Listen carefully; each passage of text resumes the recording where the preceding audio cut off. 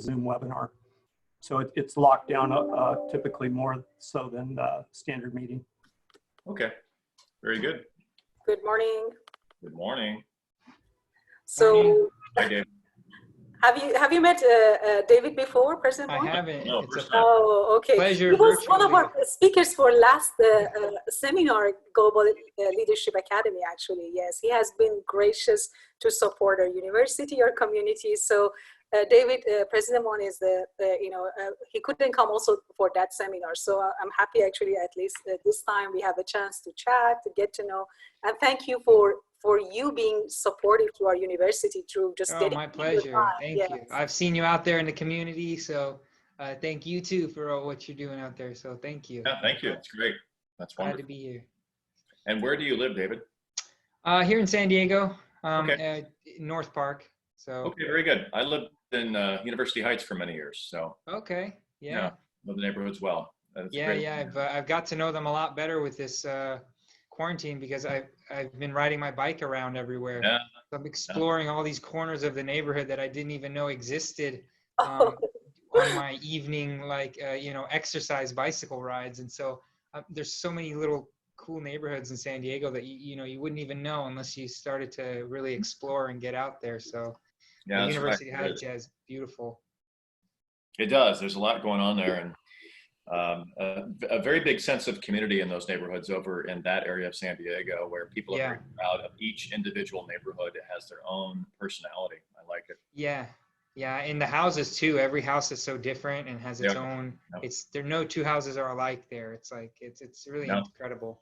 Yeah. I owned a house in University Heights for, probably 7 or 8 years. And that was built in the 1920s. That's when they built a house to last. Literally, when plumbing needed to be replaced, they would have to jackhammer into a concrete wall to get the plumbing out. So it's like they intended for that plumbing to just be there forever, basically. Forever, yeah. Cast iron with concrete around it. And when I had to replace it, the guy came in and he said, "Well, I got to jackhammer into the concrete wall to get that plumbing out." Oh, gosh. I just put an offer on a 1920s home. Don't tell me that. Well, I tell you what, though, those 20s homes are solidly built. So there's always going to be updates that are needed, and it is kind of a pain, but those things are rock solid. It's worth it. Yeah. Yeah. I did once when I was, in my early 20s, I had a friend who was a plumber, and we did I was a gopher, they call, which is, the guy that goes and does all the little odd jobs. And I went on the site for one job, and it was replacing plumbing on a 1930s house where the roots of the tree had grown into the concrete, and it was just, I couldn't believe what was down there. Yeah, it really was an engineering marvel. Yeah, exactly. Sorry, I'm testing actually the. No worries. Did I miss any preparatory comments that I need to be aware of? I don't think so. Just just to know that, I think I will take care of the slides up to David's slides.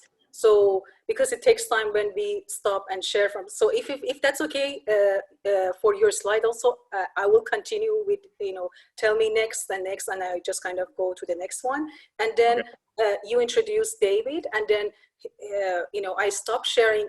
He begins, his presentation and sharing his slides.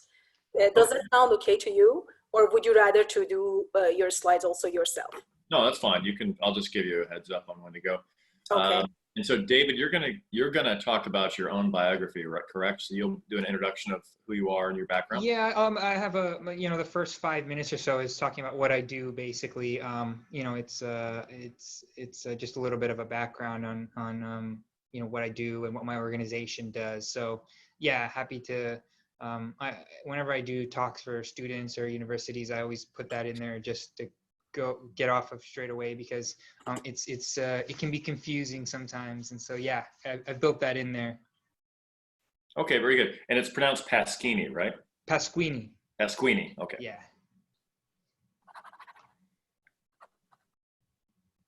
Okay, so. And David, like, the goal is like, so for 3 of us, I think it takes till 9:15 a.m. And then for you up to 9:45 a.m. And then like we will open for 10 minutes of Q&A. And also like, just we have final announcements, also just like, final notes. How does that sound to you? Yeah, that sounds good. I ran through it the other day. It goes anywhere from 20 to 25 minutes. And then when I'm finished, I just back to you, Layla. I guess I stop sharing my screen and then you take over from there and, run if there's Q&A or anything like that. That's kind of how it goes. Sure. And also, Dr. Kumar and President Wan, if you also like, sometimes for me, when I share slides, it's difficult to see the chats. If both of you also like provide support for questions that you see, sometimes like, when I want to shift, it takes time and kind of like, so just let's all of us be prepared for that case. And also, David, I have I try to kind of like, make some questions on my own also to just ask from you.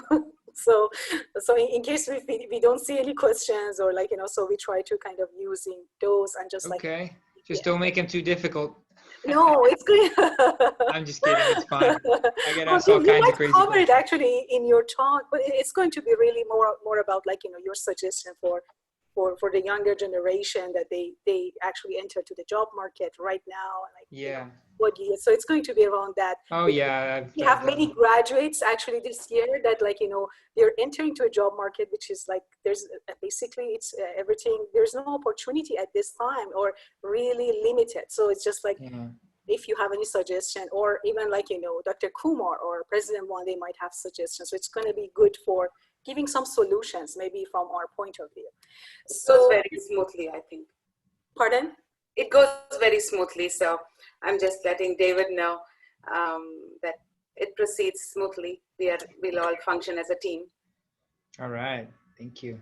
Sorry, I've been a little preoccupied past 10 minutes because my cell phone service is not working. Must be something in the area. So I cannot call out, and therefore it might come into the picture if Wi-Fi is affected. So when I am sharing my screen, I don't see the broadcast button. I know we will begin at 9 a.m. Who can see the broadcast? Are you capable of seeing the broadcasting? Leila, I think that we are already broadcasting now. Curtis, can you confirm? I'm seeing your screen.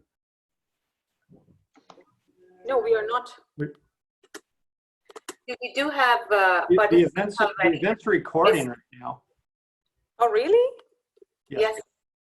Yes. Okay, all right, interesting. Okay. So basically, yes. So yeah, right now you have you're sharing the slide there. It's in full screen now. I think we have a colleague of mine on here. I see some, just someone in the chat. Yeah. Hey, Harrison. All right. So we're going to begin in a few seconds.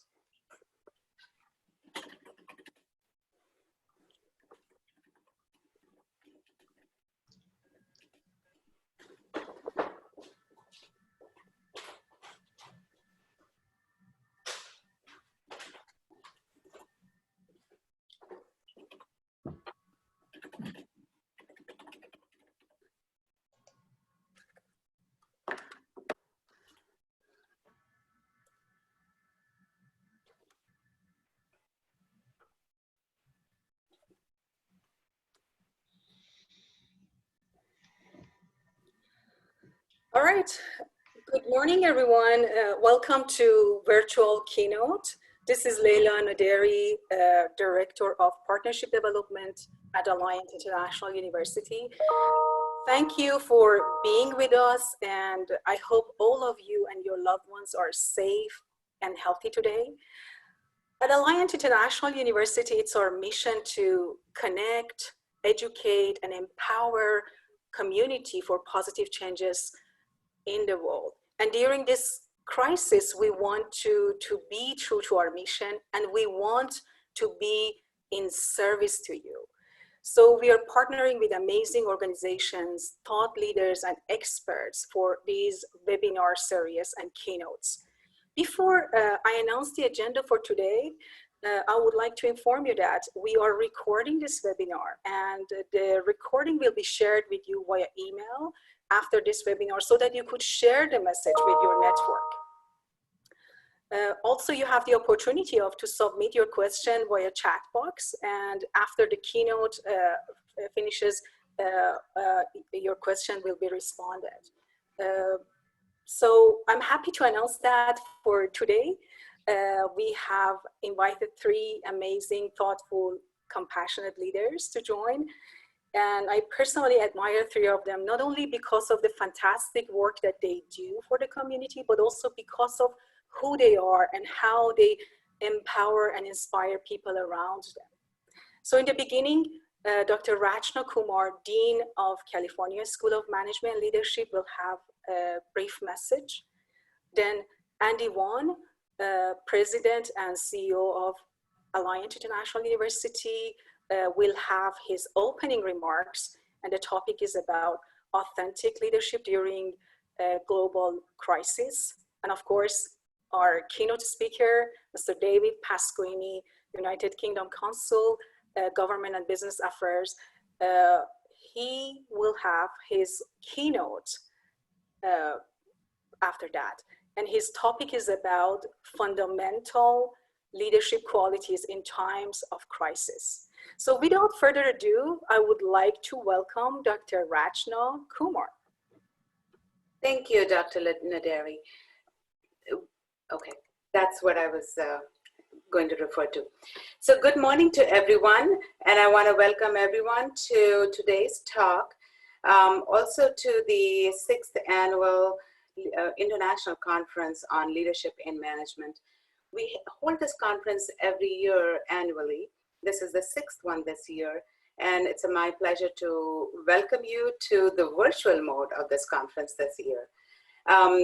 We always have wonderful speakers, research publications, keynote speakers. So I'm honored to be able to do this as virtual ones and have all of you participate in this. What you see on the slide is programs that is being offered by California School of Management and Leadership. The conference is hosted on campus, which is in San Diego, by the School of Management. And we offer programs at the bachelor's, master's, and doctoral levels.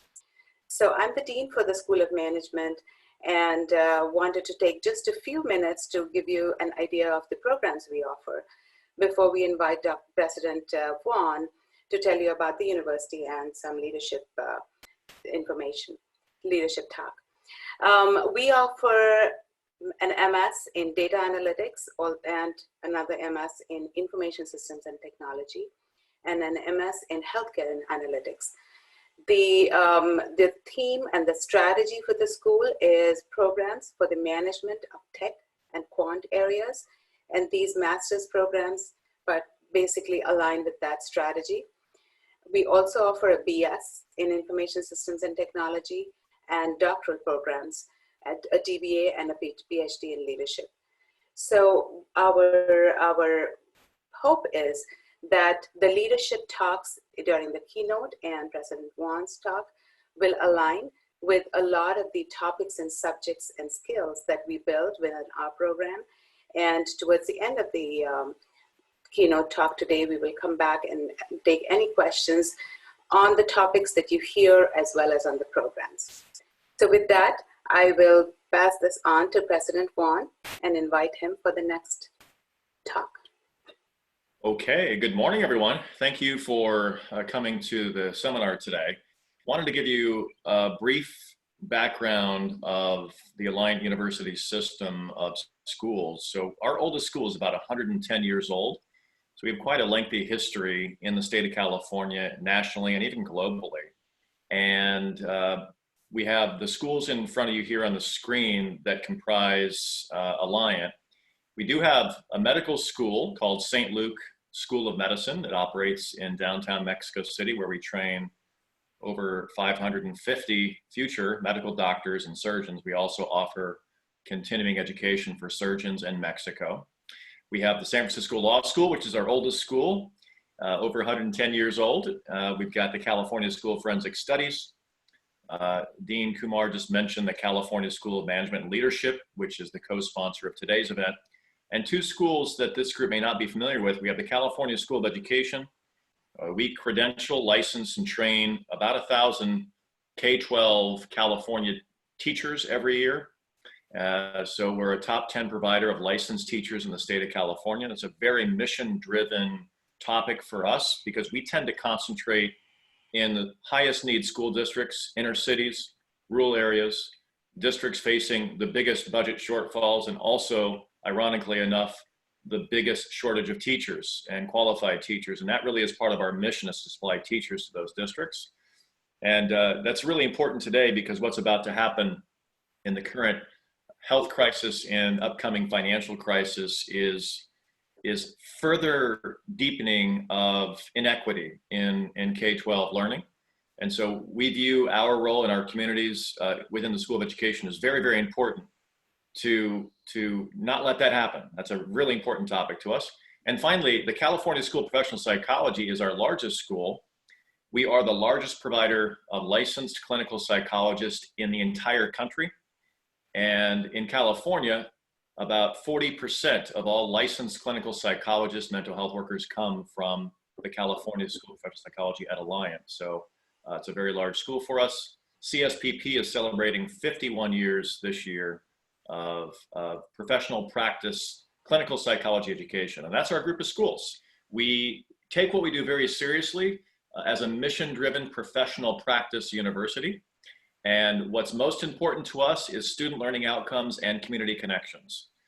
We also operate as a public benefit university. What that means is we operate with full transparency, accountability, and community in mind. And community can mean a lot of different things. Community is the Alliant community. It's our alumni, students, faculty, staff, all of our stakeholders. Community could mean the communities we operate in: San Diego, Los Angeles, Orange County, Fresno, Sacramento, the Bay Area, Mexico City. But community can also mean sector community within our disciplines of psychology, education, management and leadership, forensic studies, law, and medical school. So there's a lot of different definitions of community that I just want to touch upon briefly today. So if we can move ahead to the next slide, please. So first of all, I think something like this is kind of appropriate for 2020. At the finish line is probably what we all had plans for this year. Maybe in Alliance case, we have a 5-year plan. We were riding our bike along just fine through January, February this year.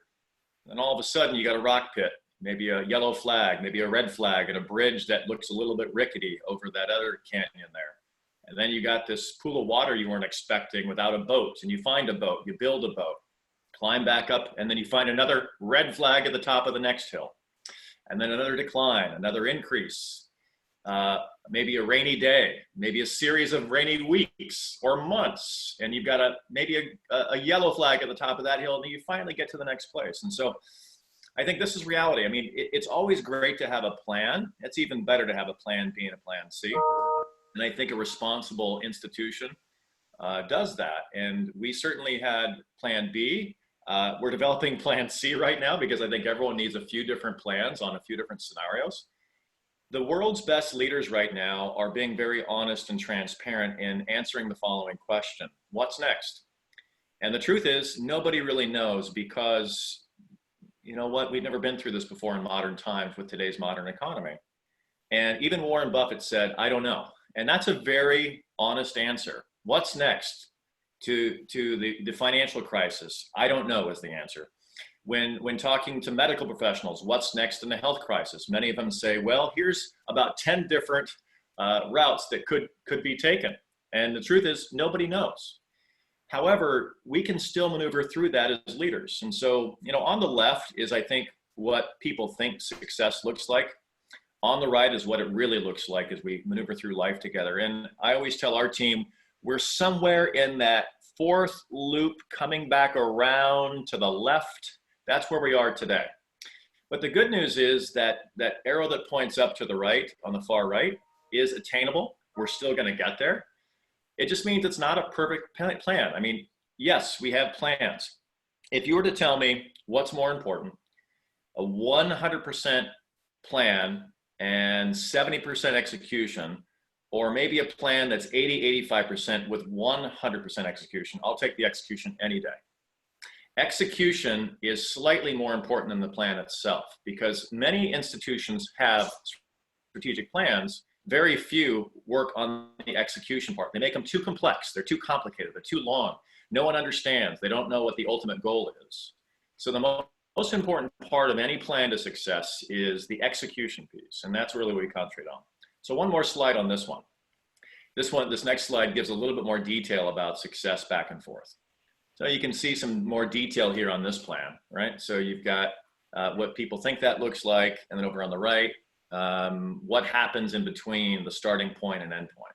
Okay, next slide, please. So I wanted to talk today briefly about authentic leadership. And so this is really near and dear to me, and it's how our institution operates with our faculty, staff, students, alumni, board members, shareholders, all of our stakeholders. And this may sound very simple, and it's meant to be, but I think to boil this down to what authentic leadership means to us as an institution is we openly talk about where we're going, how we're going to get there, what are the resources to do it, and openly admit we don't have all the answers, because we need to be inclusive in how we build our plans, and also inclusive on updating everyone when those pitfalls we saw on an earlier slide occur. More importantly is not just to identify pitfalls, because you know what? Anybody can identify a problem. That's the easy part. I love it when people think, aha, I've identified the problem. I'm going to tell management about it, leadership about it, and then I'm done. No, no, no.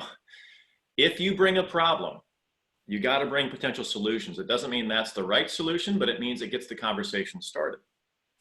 To me, one of the biggest secrets about moving up professionally and even personally in life is to present solutions as you talk about challenges. It's something that's lacking with many professionals, is they think that the hard part is identifying where we're not performing well. And the truth is that's just the beginning. Authentic leadership means let's take an honest look at ourselves, not be afraid to show our warts and all, but understand that we'll get through this together because we're going to identify solutions.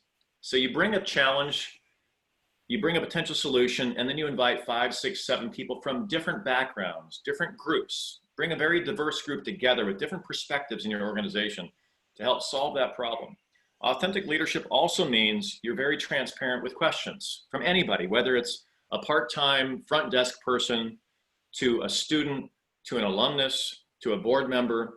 No political answers are allowed. There are certain things that are off limits, legally protected, HIPAA laws. We don't talk about people's salaries. We don't talk about personal things like that that are legally protected.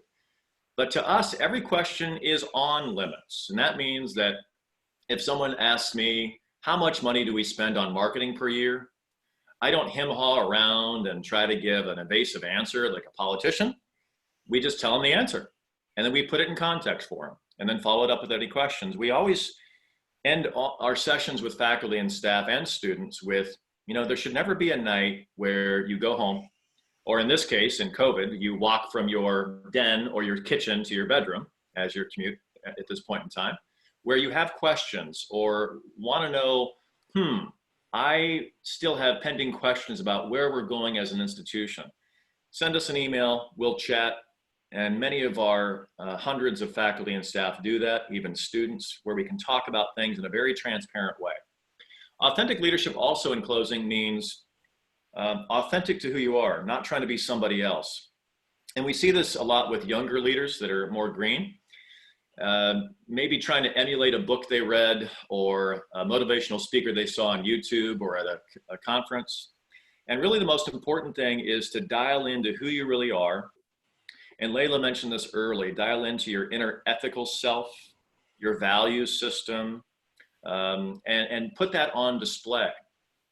The trick to being an authentic leader too is knowing what your weaknesses are and hiring to those weaknesses. Matter of fact, be willing and brave enough to hire people that are more talented and smarter than you are. And a lot of leaders can't do that because they've got this paranoia where they think if I hire someone more talented and smarter than me, maybe they'll want my job and maybe I'm at risk. And it's quite the opposite. It is really hiring someone smarter and more capable than you as you all rise together. And the truth is, if they want your job, so be it, because that makes you even better. And so authentic leadership to us at this time is more important than ever because people have questions. They're concerned about their future, both financially and health. And authentic leadership to us in this time of COVID-19 is more important than ever. And we are absolutely doubling down on this as we move through the pandemic and the upcoming financial crisis together. We've actually offered to have our university updates with all faculty and staff present every month for the rest of the year to update them exactly where we stand. When we might come back to a campus? What are the health ramifications? What are the financial impacts to Alliant based on the COVID-19? We're very honest to everyone about that because to us, defining the monster is a lot less scary than the monster people create in their own minds. Because when the monster exists and we don't tell you how tall he is, how many teeth he has, what his claws look like, what his potential is, the monster you create is much bigger and scarier than that one. And if we define that monster together, we can attack him and accomplish our goals together and defeat all of the threats that exist in the world today. And that's our take on authentic leadership at Alliant. So I wanted to thank you all again for attending today. I'd like to introduce our keynote speaker, David Pasquini. David? All right, I'm gonna share my screen here. Let's see how we can do this.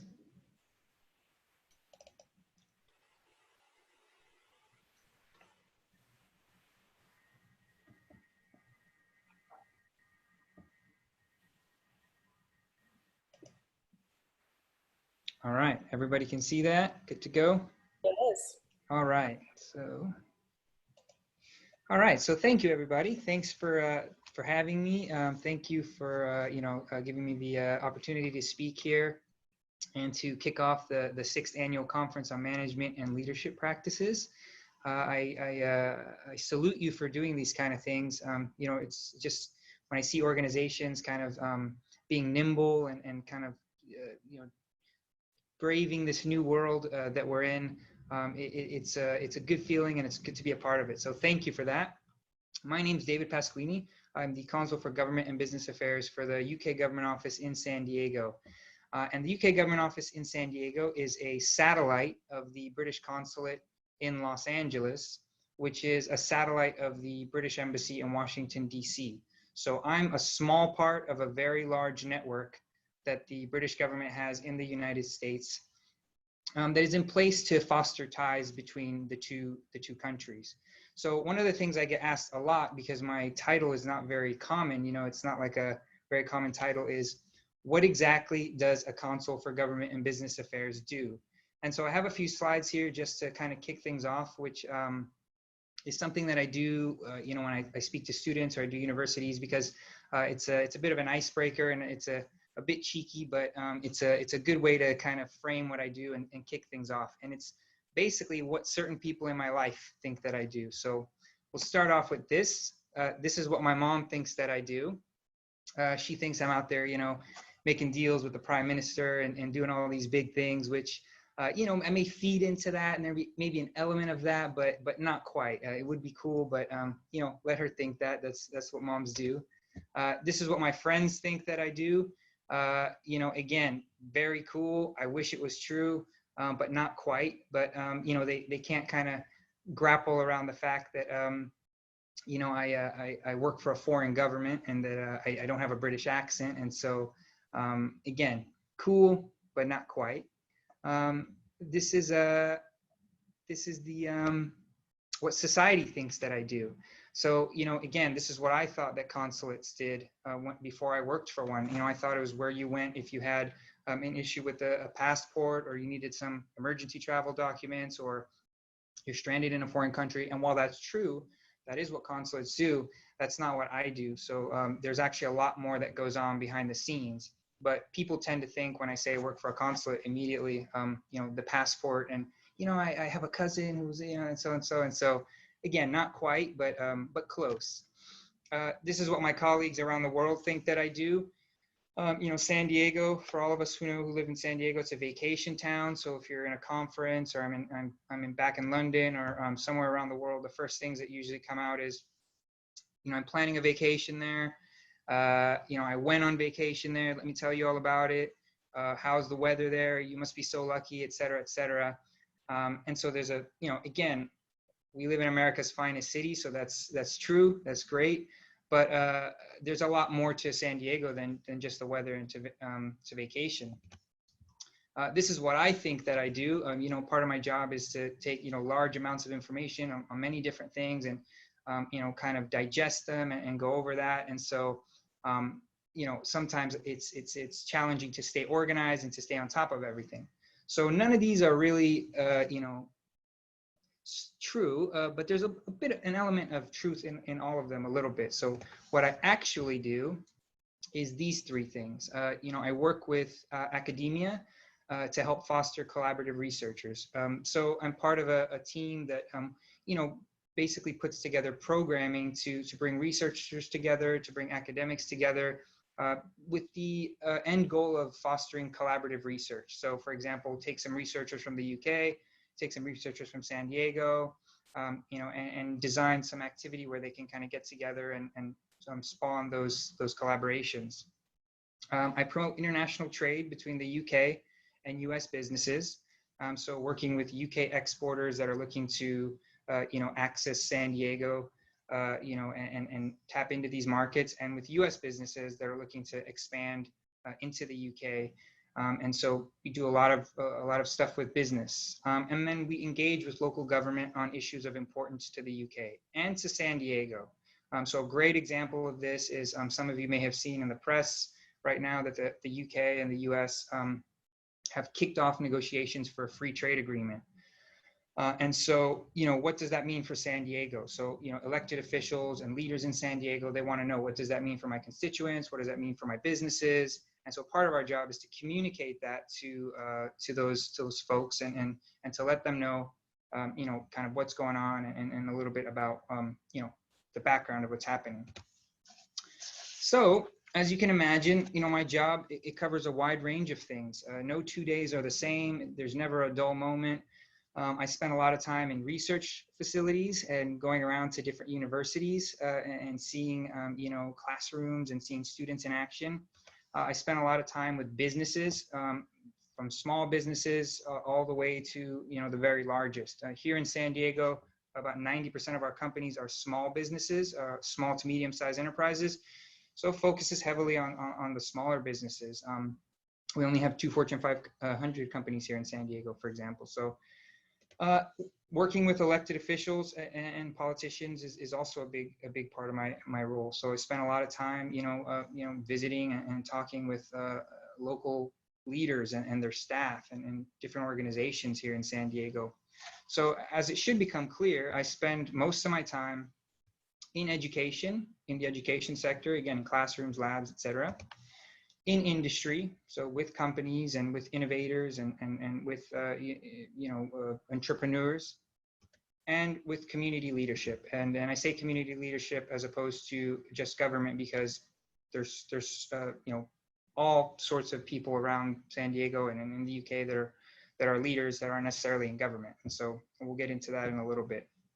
But basically, these three things are the three key pillars of a society, of a healthy society. All three of these things are working, are functioning, and I have the privilege to kind of play a little bit in all of them. So when I was thinking of this talk, and I was thinking about this topic of kind of uncertain times and the context within we're living in now, I started to think, what is the role of each of these three pillars during an uncertain time or during a time of crisis? What is the superpower of each one of these? If you could say, if there was like a education boy or an industry girl, what would be their superpowers? What do we look to our education for during an uncertain time? What do we look to our industry for during an uncertain time, and et cetera, and et cetera. And so I started to draw upon some of my experiences, you know, in my role and in my career to kind of formulate an answer. And so that's kind of what I wanted to talk to you about today and to kick off the conference. So we'll start with education because it's the kind of the foundation, and it's not just because it's the top of the list, but because it's actually hugely important and underpins everything else on the list. One of the coolest things about my jobs, again, is working in these labs and working with researchers and seeing students coming up with ideas and brainstorming. You know, it's so cool to just see that up close and to be a part of that. And during a crisis is when we need our researchers the most. You know, right now they're heroes. They're just up there. In my book, they're up there with everyone else. You know, with the medical workers, with the Amazon delivery drivers, et cetera, et cetera. They're the ones who are, you know, coming up with a cure for this thing. And, you know, they're maybe somebody working from home too is out there, you know, dreaming up a cure for this. I mean, they're hard at work working on this. And so, you know, that's the result of a strong education system and a system that trains people and that enables that.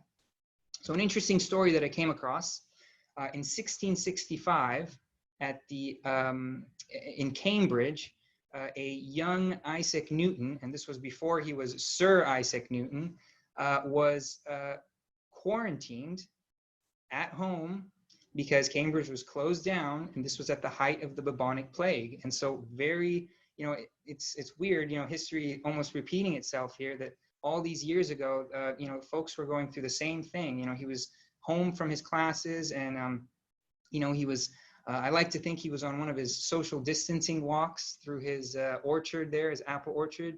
And, you know, the story has it that, you know, he sat under an apple tree and, you know, he saw the apple fall and he dreamed up this theory of gravity. And so, again, really, really interesting story, kind of history repeating itself.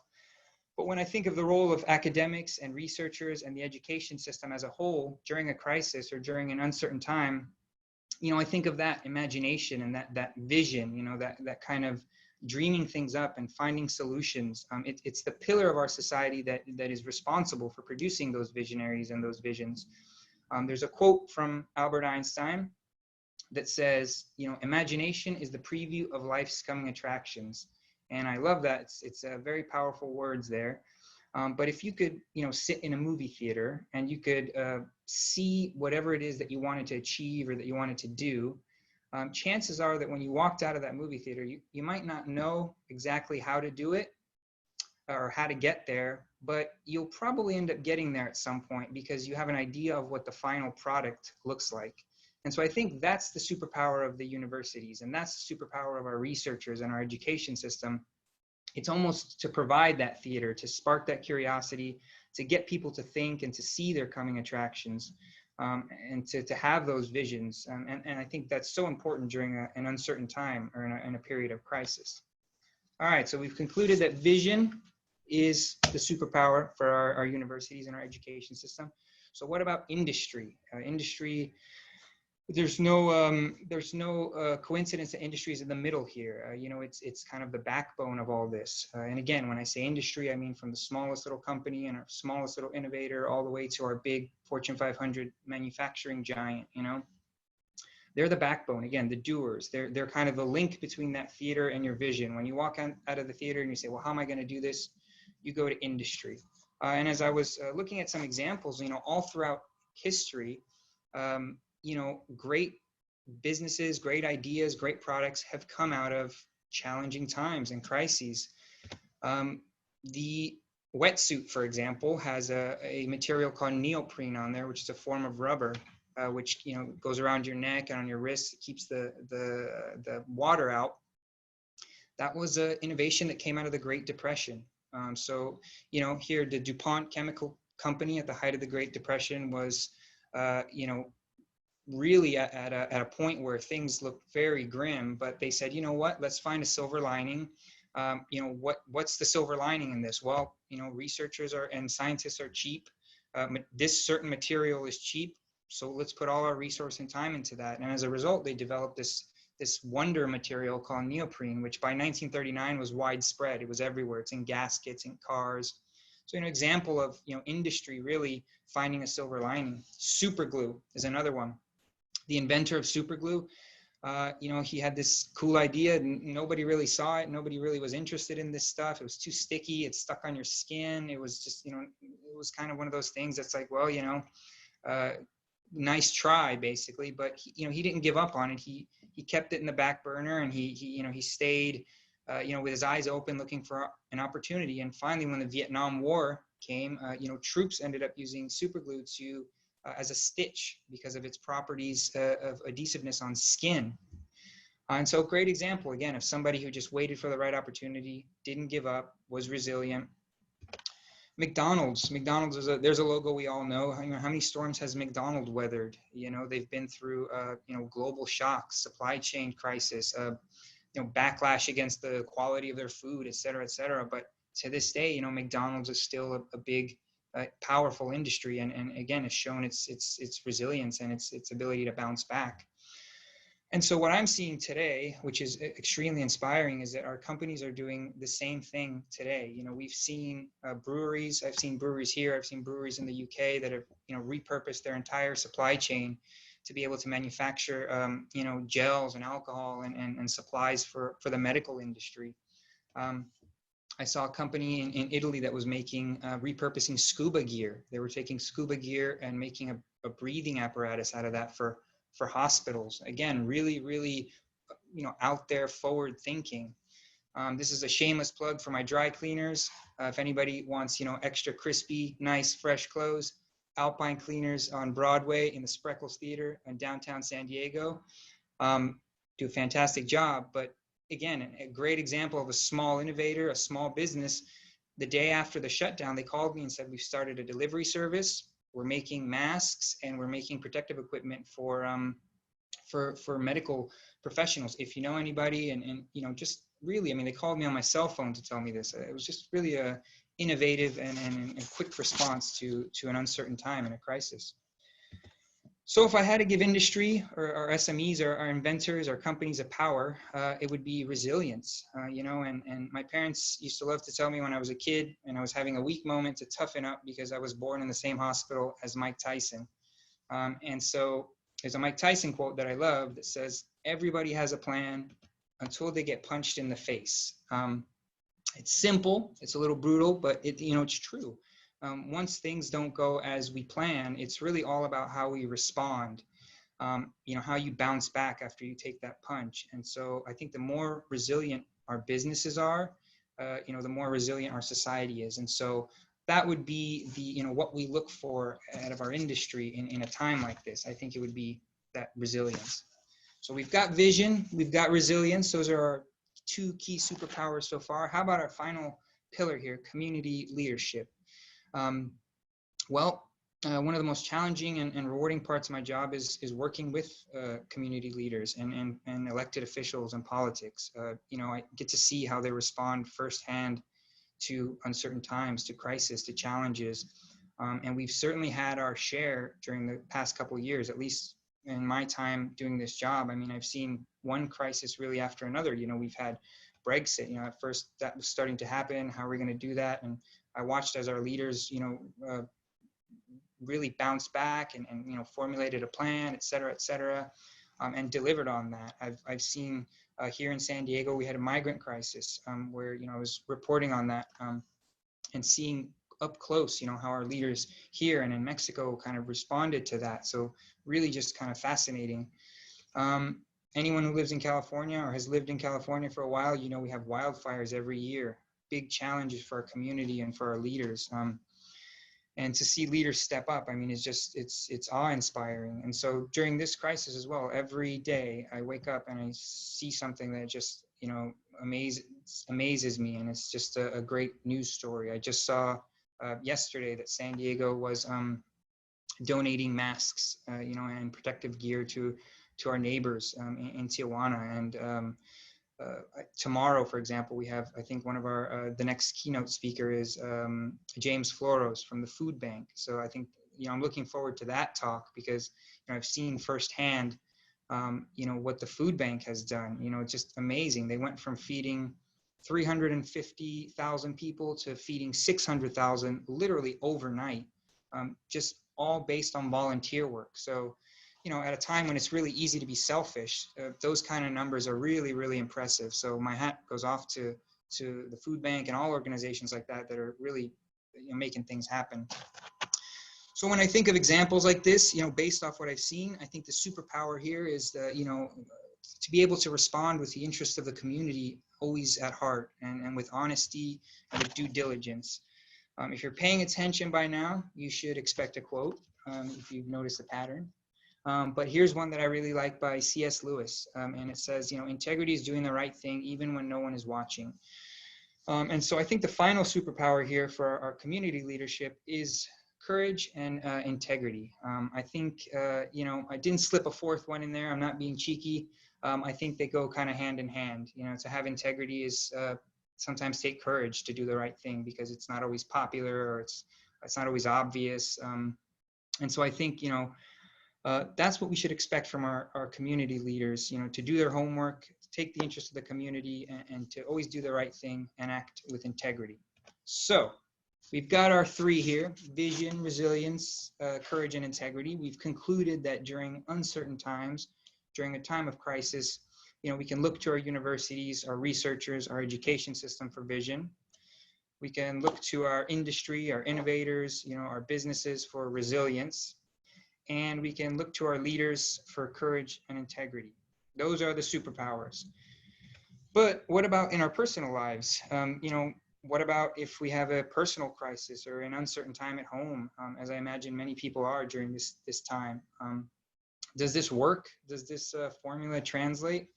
And I found that, yes, it does, actually. It translates very well. You know, we need vision in our lives. You know, we need to think like Newton. You know, I challenge all of you today, when you go home or tomorrow, whenever, to unplug from your devices, you know, take the music off, take the TV off if you go for a walk, and just practice thinking. You know, imagination is a muscle. You know, and try seeing things. To get that research facility in your head going, and try to think of things, and to just practice imagination. We need resilience. We have to rebound from our work, react when we get punched in the face, and bounce back, you know, when our plans go out the window. We should treat failures like the guy who invented super glue, you know, just wait for a good opportunity. You know, how we look at failure, very important. And then we need to act with integrity and make the best decisions we can with the best info that we can get, even if they're not popular or fun. So if we hold ourselves accountable to these three things, you know, as we should hold our society accountable to these three things, then I guarantee you that you'll never let a good crisis go to waste. And so with that, I say that that's the end of my talk here, and I wish you a good conference. I hope everyone walks away feeling a little inspired and having a good Thursday here. And I will stop sharing and hand over to Dr. Naderi here. All right, so how do I do this? Is that good?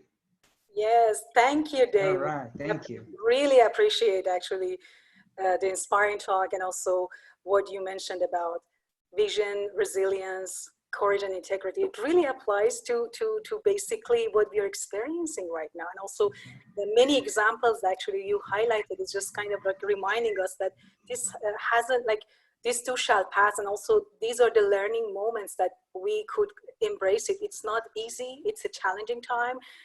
We are living in an extraordinary time, which stress, anxiety, and disorientation is so much to take on and take in, but also there is like, you know, it's up to us how we see it, and also how we embrace it, and also like trying to focus on solutions, as President Bon also highlighted in his talk. So I think it's a good time right now to open to question and answer, actually. All So right.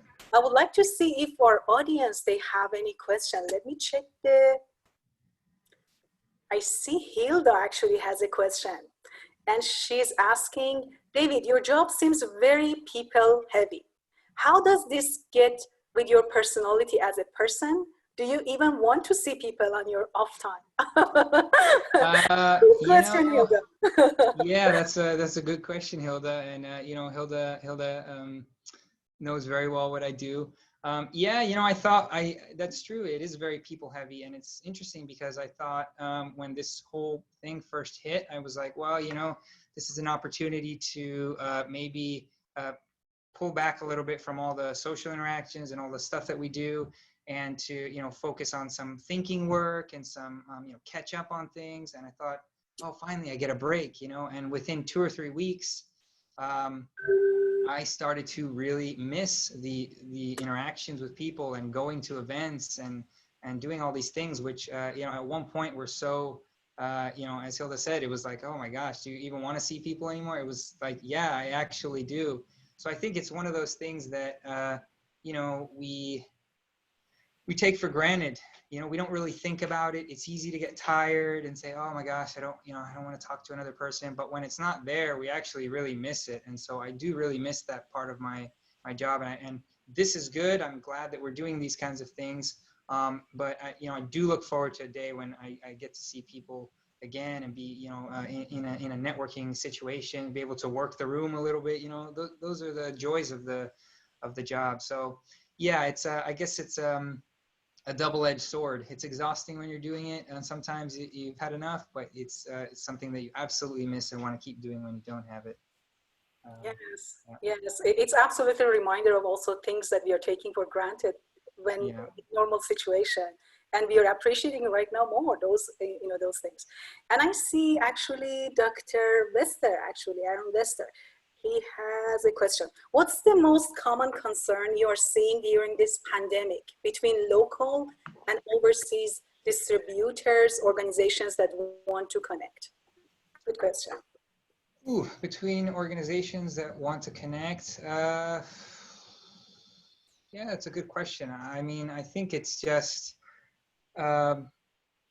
everybody is at different levels with this. Some places are wanting to reopen and get things going back to normal, sooner than others. And so I think it's I think the challenge is that not everybody maybe is on the same page. It's there's different, some people are doing things differently and trying to, get things back to normal faster. Some people want to take their time more and, are trying these new things. And so I think maybe everybody is at a different level with this thing. It's not like a universal response. And so I think that's actually a challenge because, you don't really have, again, everybody's kind of on a different page. And so getting everybody on the same page, I think would be ideal, but it's not likely to happen. So I think that's kind of the biggest challenge is managing that, managing expectations, because people want to connect, people want to do more, but everybody's on at a different point with this. And so that's kind of what I've noticed from the connection perspective, at least. Awesome, thank you. So I see a question from one of our students actually, who is studying Masters in Data Analytics, Mai Ho. And she's asking... No yes. data questions, please. Go easy on me, have mercy. It's just like, yes, and also these questions could go also either Dr. Kumar or President Won also. So it's just like opening to everyone if it is, yes. So, hi, I'm a student from MS Data Analytics, and what does David think of the demand for a STEM workforce after crisis? Like, will there be any noticeable changes? I think one of the concerns most of the graduates, especially this year, is just like they're entering to a really tough job market. And I think it's just kind of, they want to know, what we foresee actually. David, you respond, or Dr. Kumar or President Mohan also, if you have any question for this question, it's just like addressing our students' concerns as well. Well, I'll take a stab at it. I don't have a crystal ball, so I can't say, but I will say that I think STEM is actually at an advantage right now. We're seeing STEM is more important than ever before. As this world, brave new world that we're living in is more digital, it's more connected, it's more reliant on data, it's more reliant on science and research. I think you're actually at an advantage.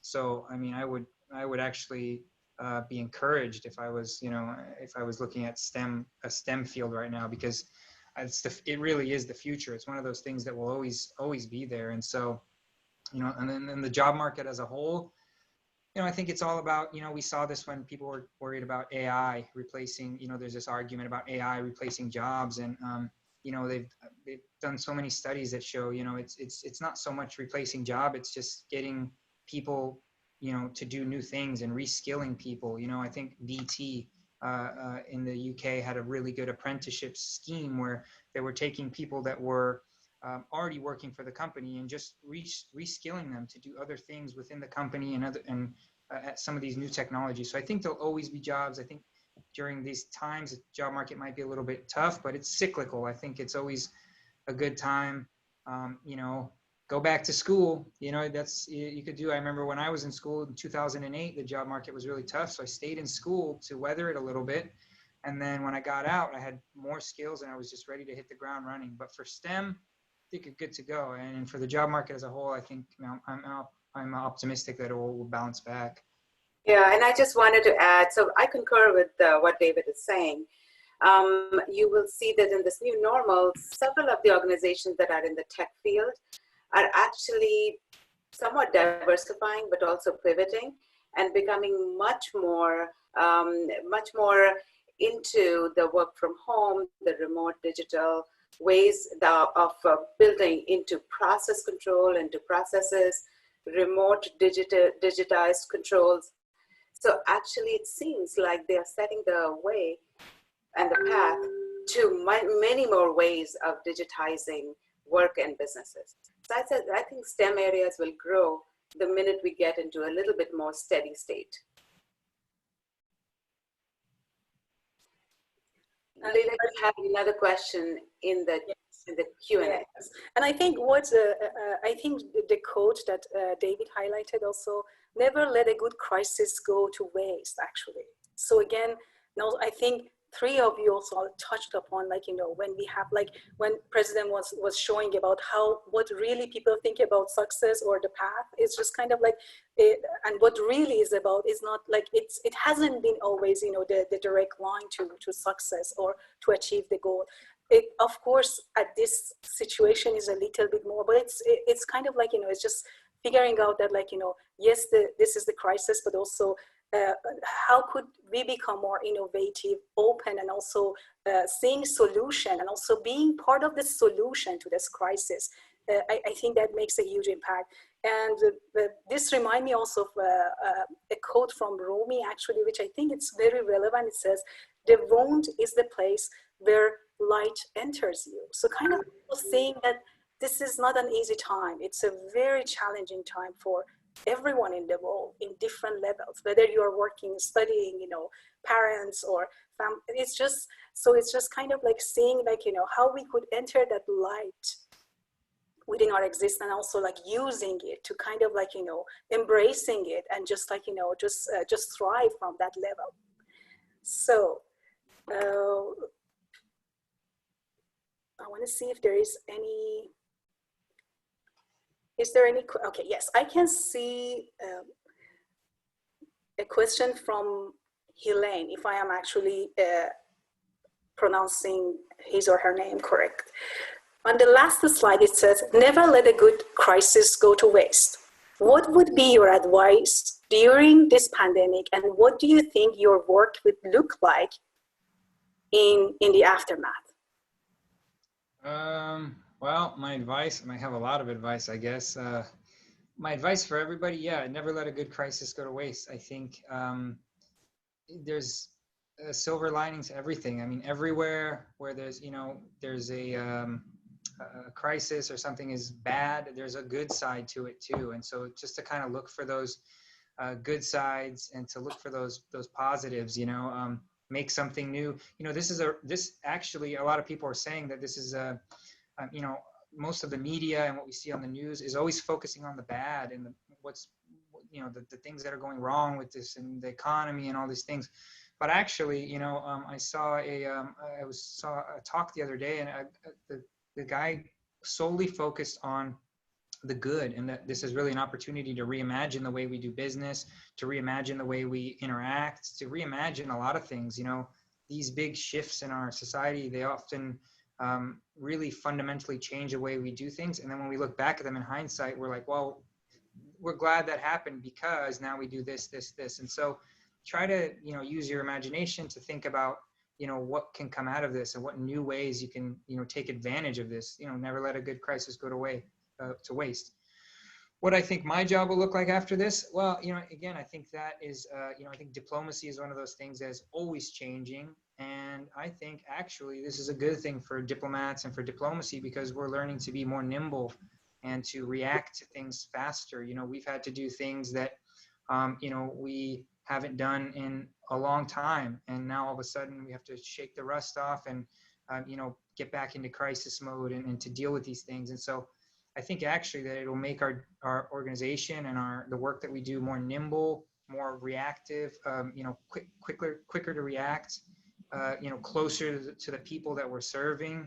So yeah, I think actually, there's a lot of good to come out of this. And so I'm scared like everyone else about the future, but I'm also very excited about it. Maybe we have some like Star Trek or Star Wars future, who knows, that could be pretty cool. Waiting for my laser gun or something. I don't know, but it's definitely a time of change. And so I think, yeah, our organization will adapt to that. And I look forward to see what that looks like because it's a pretty exciting future. Well, thank you, David. And I finish up actually with the final question. And I want to open up actually this question actually to three of you, David, President Juan, Dr. Kumar, I think it's very relevant actually. And Hilda is asking, when in a position to advise students and give them optimism, how do you stay positive and optimistic? How do you achieve that day-to-day balance? I think this is also really important. That was also my question actually I wanted to ask. Is just like, what are your way of achieving this balance also and staying positive? So we will wrap up with this question when three of you responded actually. So I might add to what David was saying. I think the most important thing is to be careful of the media you consume. Picking up what David said, remember, and I spent 8 years in the media. My first career was TV and radio broadcasting and in the newsroom itself at a news talk station. And I will tell you that media thrives on ratings and digital media thrives on clicks. Remember that. They have their goals to meet for ratings and clicks. With that, a lot of times stories can be factually true, but omission of facts is just as bad as false facts. And sometimes it's an innocuous omission of facts, meaning a numerator should always be presented with a denominator. You might hear the worst, and then the numbers inserted here, in the world. Well, what's the population? Because you can't just tell me one number without the other. It's like saying, we have 100 new students starting class this spring. Okay, is that good? Is that bad? Is that normal? What's the history? How many people applied for does that make sense? So you've got to always have context.